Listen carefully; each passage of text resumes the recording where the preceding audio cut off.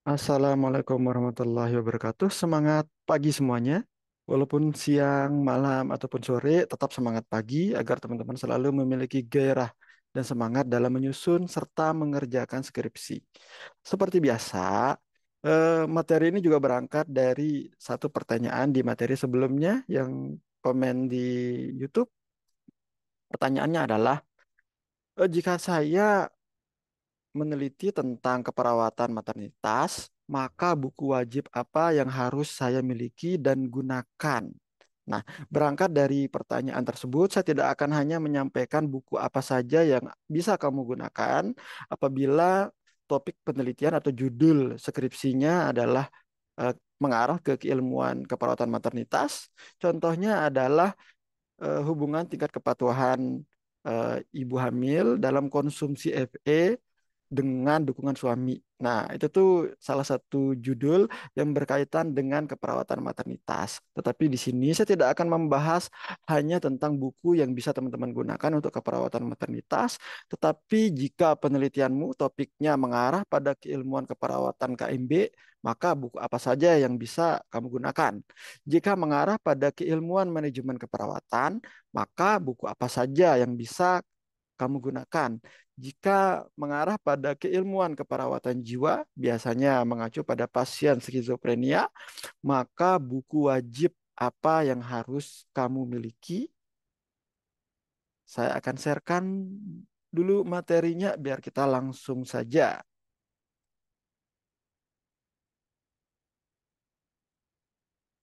Oke, yang pertama untuk buku manajemen keperawatan, teman-teman bisa menggunakan dua buku ini.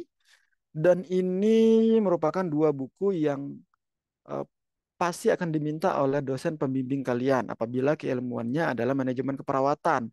Contoh judulnya apa? Misalkan judul skripsi teman-teman adalah hubungan komunikasi terapeutik dengan kepuasan pasien.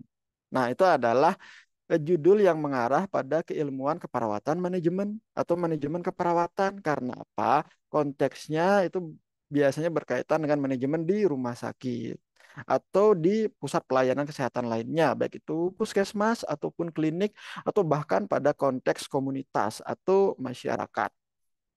Judul lainnya apa? Contoh untuk manajemen keperawatan ini misalkan adalah hubungan antara jenjang pendidikan dengan kelengkapan dokumentasi perawat di Rumah Sakit Wakanda. Nah, itu judul yang lagi apa ya? Yang lagi tune in lah atau yang lagi enak diteliti di ranah keilmuan manajemen keperawatan. Jadi intinya kalau teman-teman nanti memperoleh atau menetapkan judul yang berkaitan dengan manajemen keperawatan, maka judul atau buku Hurson dan Gillis yang di bawahnya ini harus teman-teman gunakan dan miliki. Karena apa? Karena ini merupakan buku manajemen keperawatan yang wajib digunakan kalau departemen atau keilmuannya adalah manajemen keperawatan. Dosen teman-teman yang akan menjadi dosen pembimbing untuk topik manajemen keperawatan pasti menggunakan dua buku ini. Karena ini merupakan main book istilahnya atau buku wajib keperawatan manajemen. Nah, kalau yang versi Indonesia, silahkan teman-teman gunakan buku manajemen keperawatan karya Prof. Nur Salam. Dan ini sangat detail dan disesuaikan dengan kebudayaan atau sistem kerja di Indonesia. Ya, ya sistem kerja di mana ya di rumah sakit atau pelayanan kesehatan. Jadi untuk buku yang sifatnya referensi dari luar negeri atau penulis dari luar negeri, teman-teman bisa menggunakan karya Huston dan Gillis. Dan untuk acuan atau referensi dari dalam negeri, teman-teman bisa menggunakan buku Prof. Nur Salam. Apakah selain ketiga penulis ini boleh menggunakan buku yang lain? Boleh, tetapi pastikan terlebih dahulu teman-teman menggunakan tiga buku ini sebagai referensi utama. Karena mohon maaf, saya pun misalkan ya, saya mengeluarkan buku manajemen keperawatan ditulis oleh saya. Apakah itu bisa digunakan? Bisa, tetapi nama saya tidak sebeken nama Prof. Nursalam, nama Prof. Gilis, nama Prof. Huston. Jadi tidak akan diterima begitu saja oleh dospem atau dosen pembimbing teman-teman. Maka yang akan diterima adalah ya tiga buku ini untuk manajemen keperawatan. Nah, selanjutnya buku Soft Skill Caring. Ini karya Dr. Eni Kusmiran.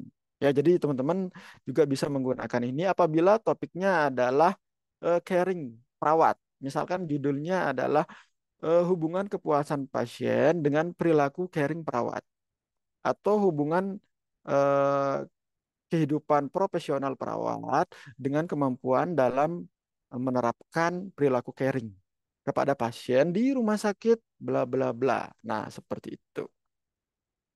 Nah, selanjutnya apabila teman-teman judulnya itu mengarah pada keilmuan keperawatan medikal bedah dan biasanya keperawatan medikal bedah ini merupakan keilmuan yang judul-judul skripsi teman-teman itu pasti paling banyak itu ya KMB gitu. Kebanyakan sebagian besar adalah KMB ya. Contoh judulnya apa? Ini banyak sekali. Misalkan hubungan kualitas hidup eh, deng- eh, hubungan kualitas hidup dengan kepatuhan pasien dalam menjalani diet gula darah pada pasien diabetes mellitus. Contohnya seperti itu. Atau misalkan gabungan antara keperawatan medikal bedah dengan keilmuan lainnya. Seperti hubungan pola asuh dengan kejadian ISPA pada remaja. Nah, itu juga mengarah pada keperawatan medikal bedah. Pokoknya kalau teman-teman menggunakan, mohon maaf, pasien dengan penyakit penyakit tertentu, larinya adalah keilmuan keperawatan medikal bedah. Baik itu pasien stroke atau misalkan untuk pasien stroke. Sekarang yang lagi tune in itu atau yang lagi kekinian, judulnya adalah pengaruh range of movement atau ROM terhadap peningkatan kekuatan otot pada pasien stroke. Stroke ini dibagi menjadi dua, stroke non hemoragik dan stroke hemoragik. Jadi silahkan dipilih salah satunya. Karena apa? Karena judul penelitian harus spesifik. Ya, inti yang perlu saya sampaikan adalah apabila judul teman-teman mengarah pada pada keilmuan keperawatan medikal bedah, maka buku yang harus kamu miliki yang pertama adalah buku Brunner and Sudar edisi 12. Ini yang terbaru ya, tahun 2022 deh kalau nggak salah. Kemudian buku selanjutnya adalah buku karya Black and Hawks. Ini tahun 2014. Bukunya ada 3 jilid, jadi jangan asal beli ya. Nanti takutnya misalkan nih, teman-teman judulnya adalah pasien diabetes mellitus. Kemudian teman-teman membeli buku jilid yang kedua atau volume kedua. Ternyata nggak ada. Adanya di volume yang pertama. Jadi dipastikan terlebih dahulu, apakah topik penelitianmu ada di buku yang mana? Apakah volume 1, volume 2, atau volume 3 gitu ya, karena untuk Black and Hawk ini pasti akan diminta oleh dospem juga tuh yang berhaluan keperawatan medikal bedah, dan bukunya ada 3 dan tebal-tebal sangat. Bukan tebal-tebal ya, tapi sangat tebal ketiga buku tersebut. Kalau untuk buku originalnya per buku harganya 300-an dah. Ya, jadi total untuk 3 buku ini nyentuh 1 jutaan. Kalau teman-teman menggunakan buku yang original. Tapi kalau bisa ya jangan beli buku dulu. Silahkan ke perpus dulu. Kalau bisa dipinjam ya baru teman-teman tinggal diambil aja dari buku yang ada di perpustakaan. Nah, setelah judul teman-teman diterima, judul skripsinya diterima, baru teman-teman membeli bukunya biar tidak mubazir. Karena pada banyak kasus, misalkan nih ya, mahasiswa itu udah beli buku, ternyata judulnya diganti. Yang awalnya keperawatan medikal bedah menjadi keperawatan maternitas atau sebaliknya. Jadi agak mubazir kan bukunya, sedangkan bukunya lumayan mahal. Ya, jadi itu saran saja sih ya biar teman-teman menghemat. Tapi kalau teman-teman mau boros, menghamburkan uang ya silahkan ya. Nah, selanjutnya adalah buku keperawatan medikal bedah. Ini karya sama ya, Brunner and Sudar. Apa perbedaan dengan yang merah tadi? Kalau yang merah tadi itu saya back dulu ke sini. Nah, ini kita sering menulis, nama penulisnya adalah Smetzer.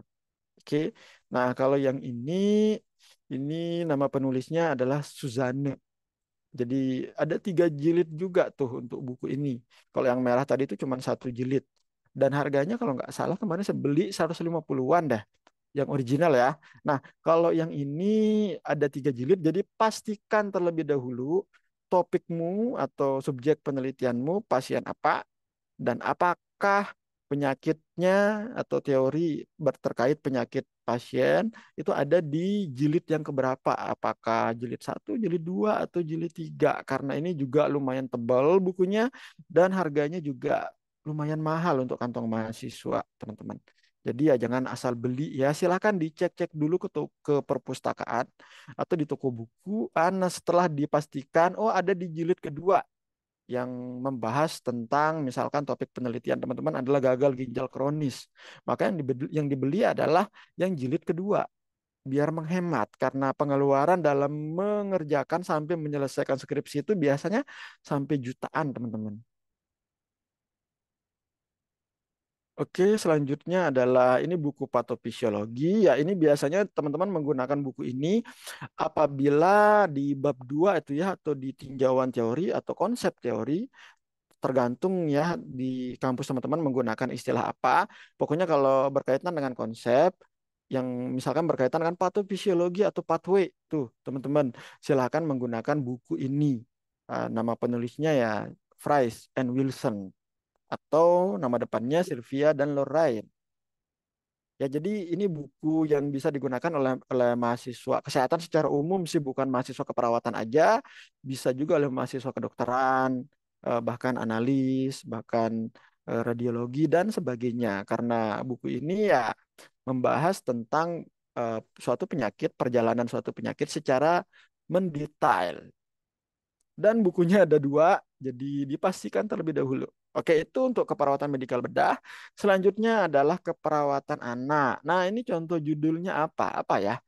Misalkan contoh judulnya adalah hubungan pola asuh orang tua dengan perkembangan motorik kasar pada balita. Nah, balita kan usia 5 tahun ke bawah tuh, maka buku yang kita gunakan atau keilmuannya masuk ke keperawatan anak. Nah, untuk keperawatan anak ini biasanya ditulisnya di buku tersebut keperawatan pediatrik. Oke. Beda dengan keperawatan geriatrik. Ingat, kalau geriatrik itu gerontik atau lansia, kalau pediatrik itu anak. Nah, biasanya untuk buku keperawatan anak kita menggunakan buku Wong.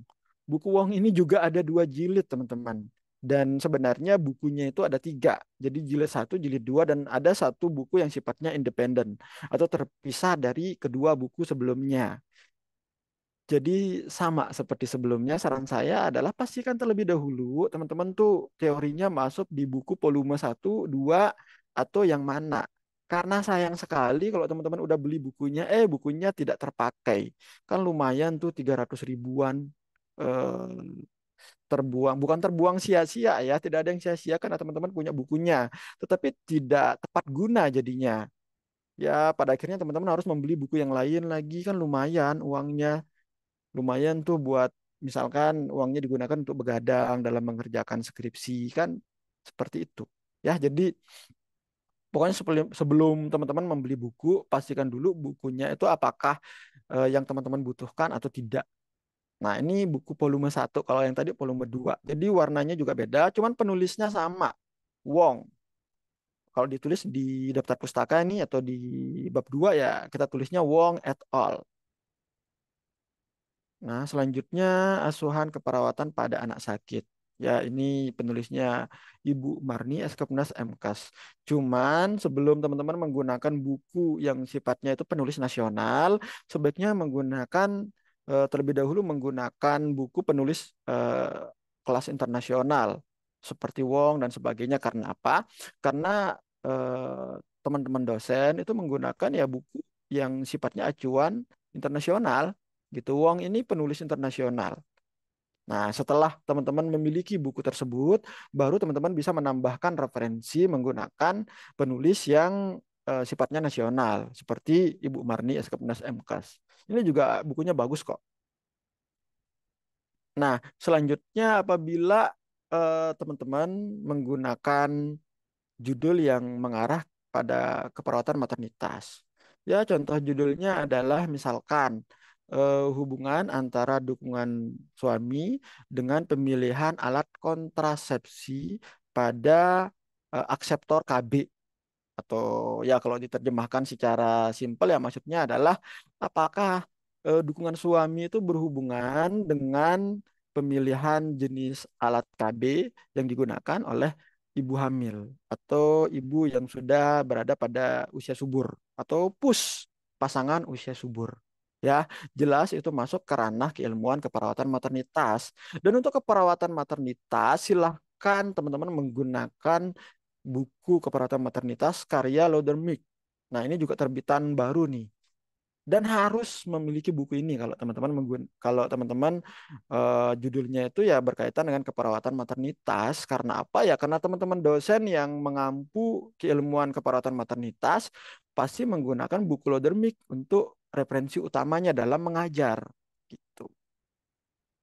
Nah, untuk yang persibahasa Indonesia atau penulis nasional, teman-teman bisa menggunakan buku kesehatan reproduksi remaja dan wanita karya Dr. Eni Kusmiran.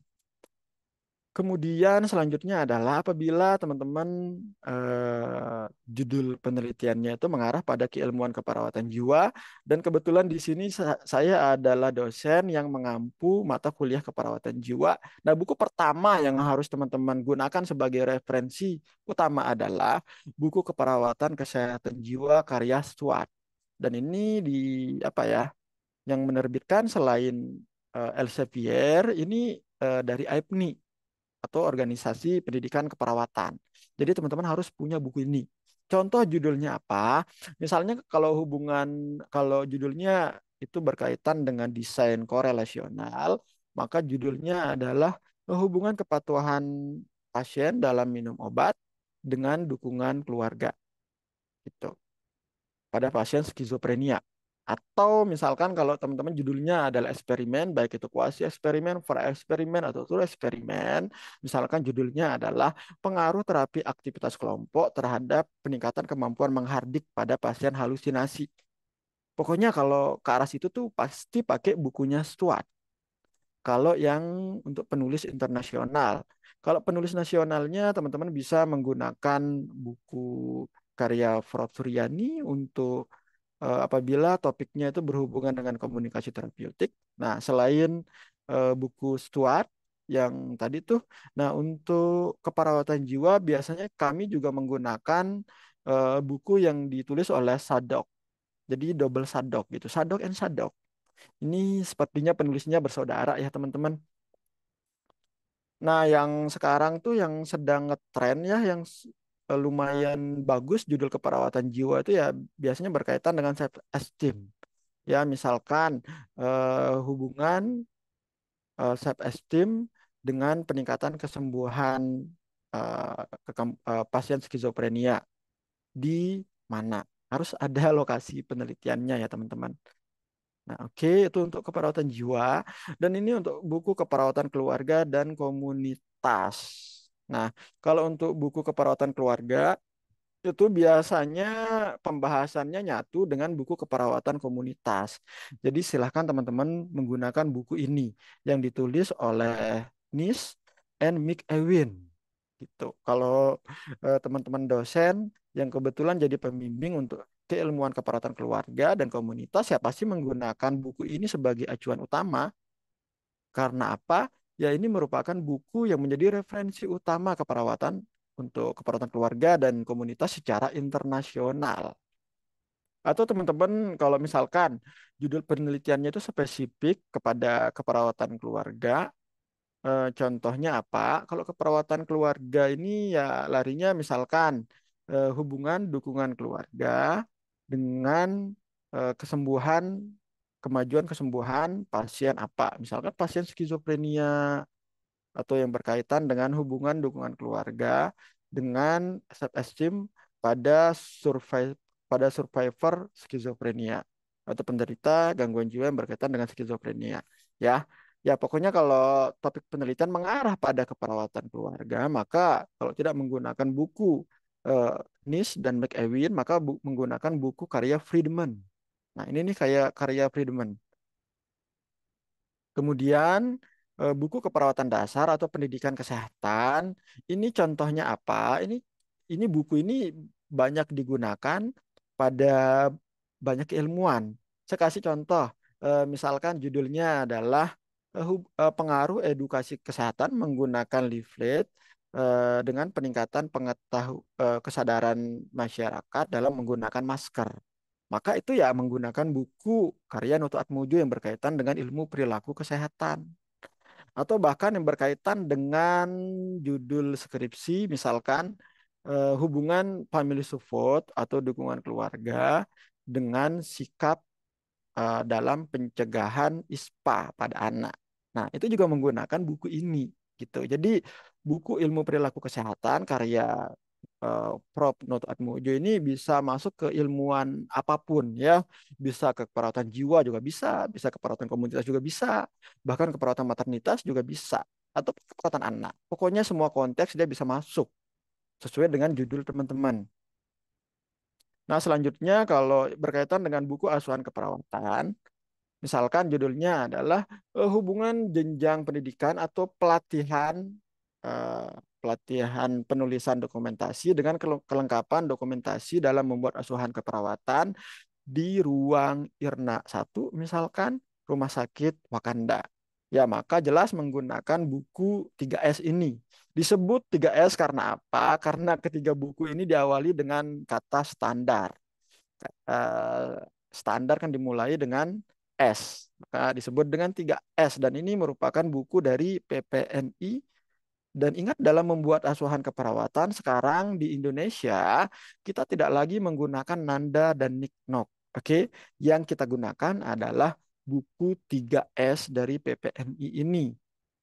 Misalkan teman-teman berargumentasi, Pak, tapi kalau buku 3S ini kan tidak selengkap buku Nanda Niknok. Karena buku 3S ini masih dalam tahap pengembangan dan sifatnya memang diperuntukkan untuk orang Indonesia.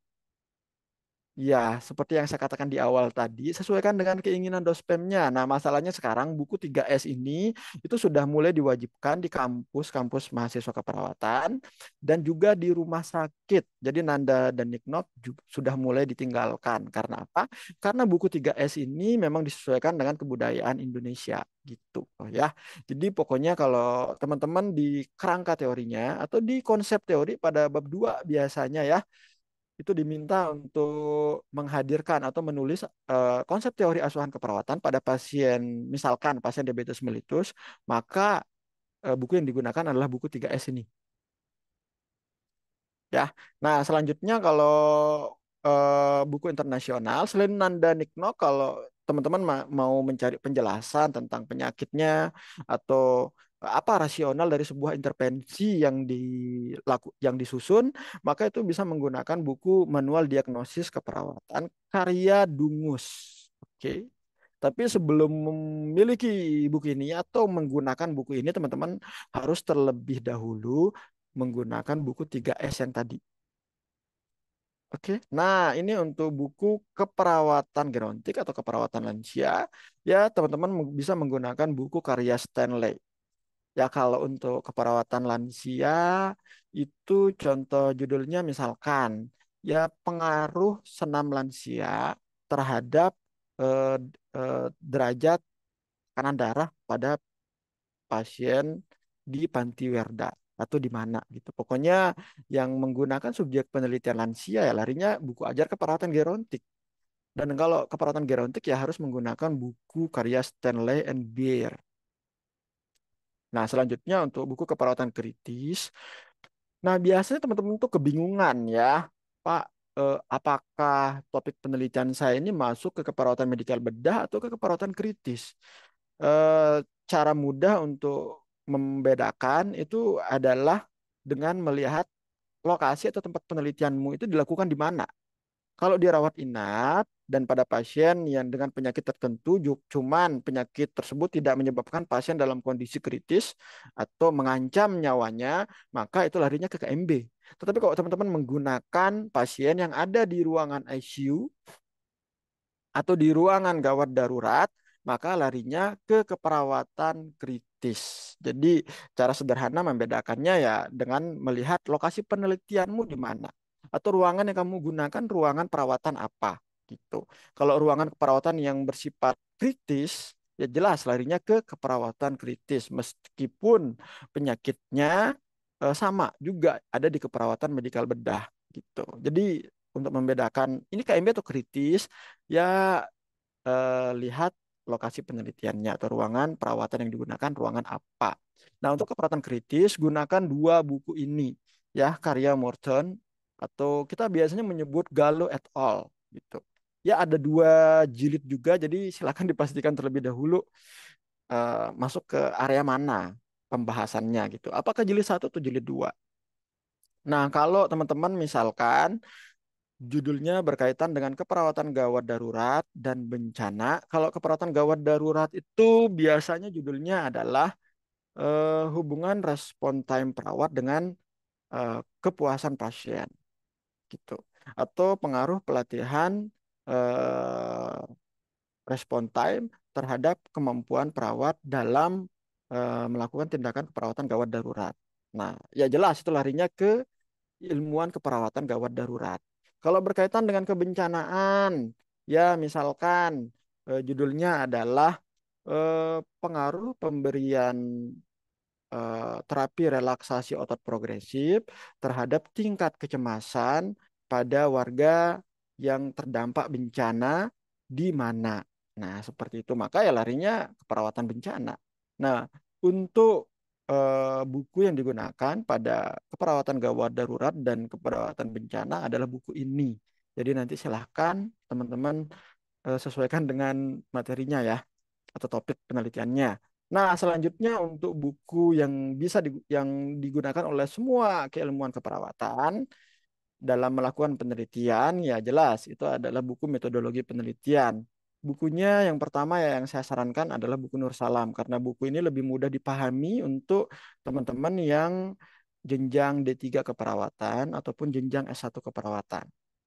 Nah, kalau sudah merasa memahami buku karya Prof. Nur Salam, maka teman-teman bisa menambah atau memperkaya referensi pada bab 3 atau pada metodologi penelitian dengan buku karangan Prof. Sugiono.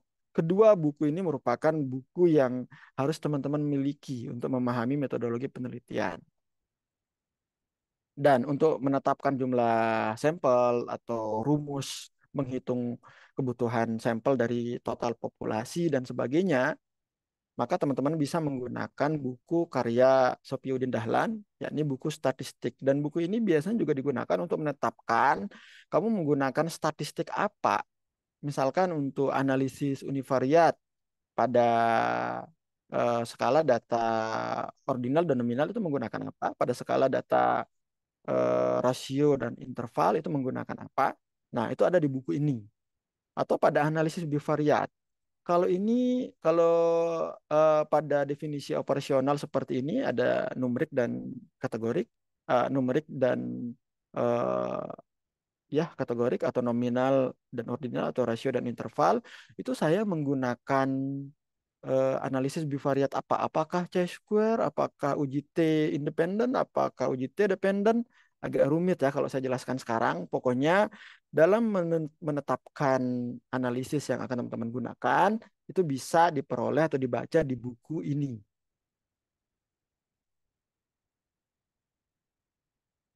Oke, itu saja buku yang saya sarankan kepada teman-teman. Semoga bermanfaat. Sampai jumpa. Semoga kita selalu diberikan kesehatan dan motivasi sampai teman-teman bisa menyelesaikan tugas akhirnya. Assalamualaikum warahmatullahi wabarakatuh.